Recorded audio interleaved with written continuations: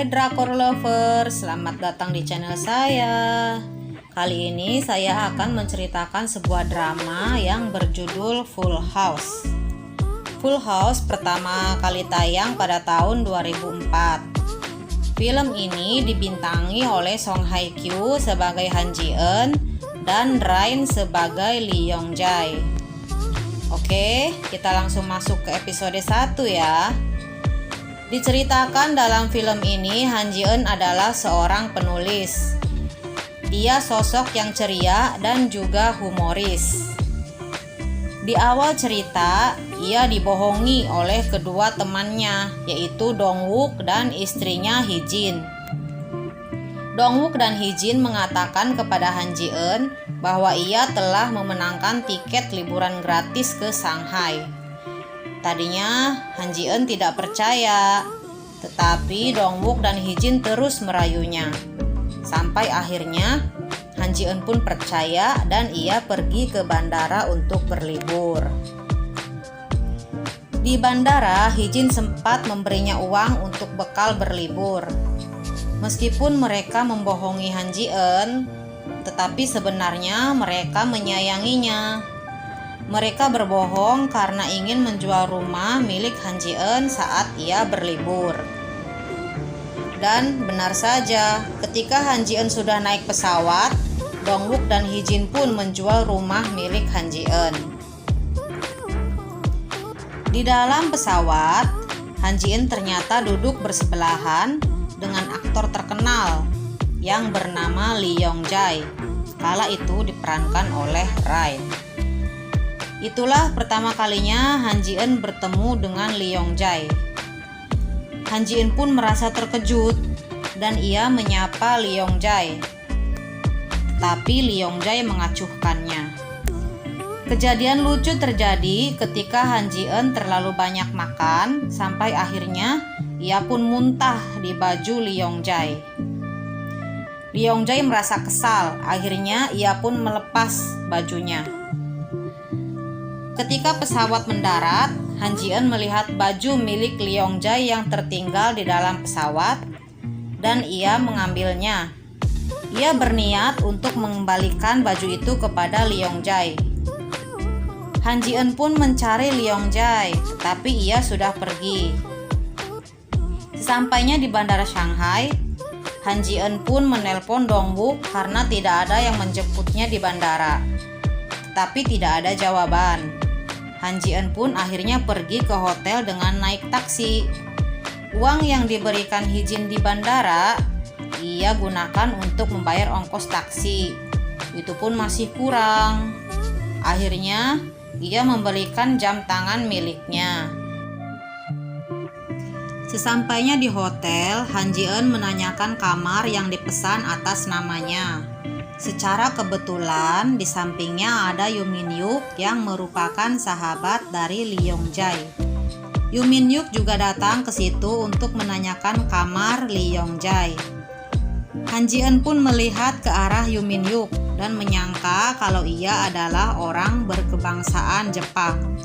Kejadian lucu pun terulang ketika Han Ji Eun dengan wajah polosnya menggoda Yoo Min Hyuk dengan bahasa Korea.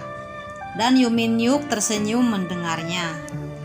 Tetapi alangkah terkejutnya ia ketika Yoo Min Hyuk membalasnya menggunakan bahasa Korea.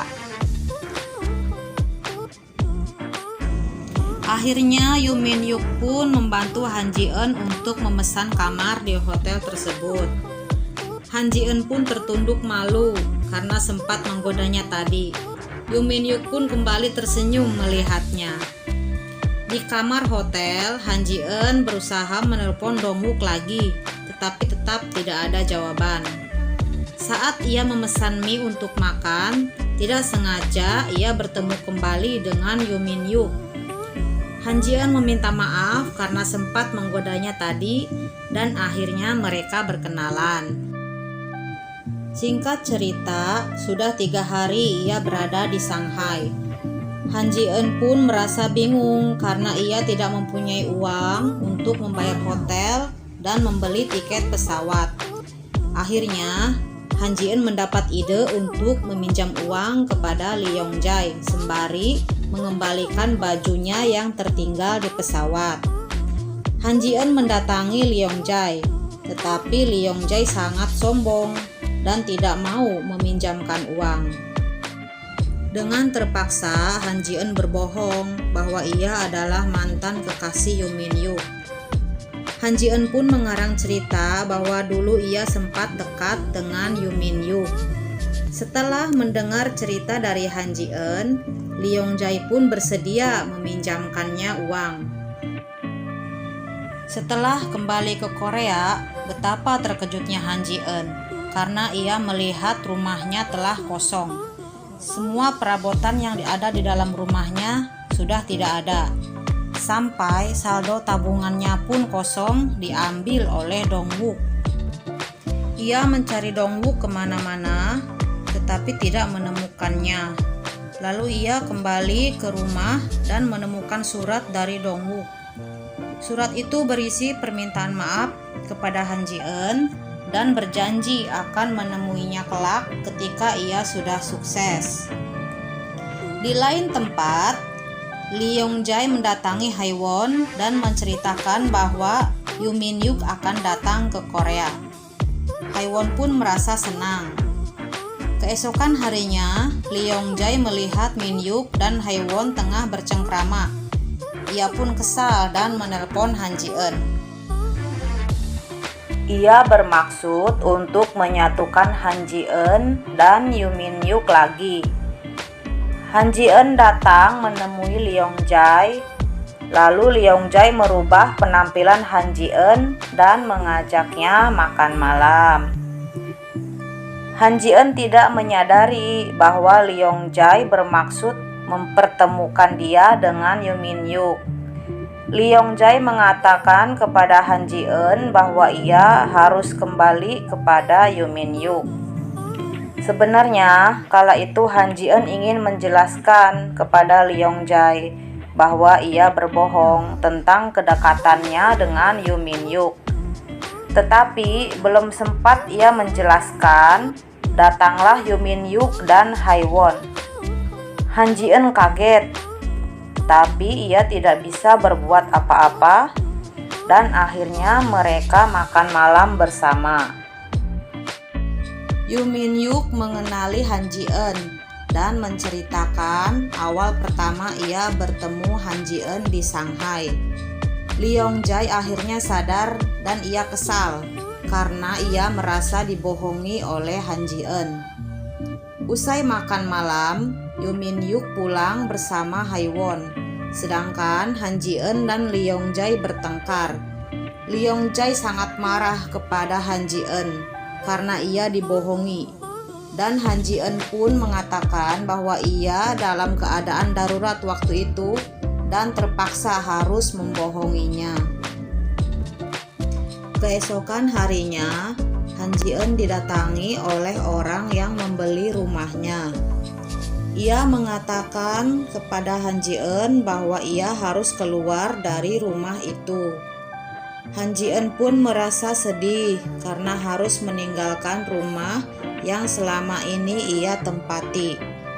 Akhirnya Han Ji-eun keluar dari rumahnya, tetapi ia merasa bingung karena tidak ada tempat tujuan.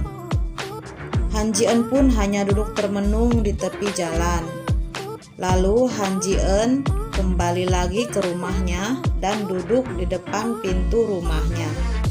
Tidak lama kemudian, seseorang datang, dan betapa terkejutnya ia ketika ia melihat bahwa yang datang itu adalah Lee Yong-jae.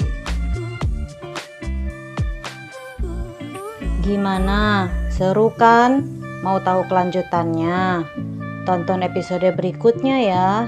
Dan jangan lupa tekan tombol subscribe juga loncengnya, biar kalian gak ketinggalan video terbaru dari aku. Terima kasih.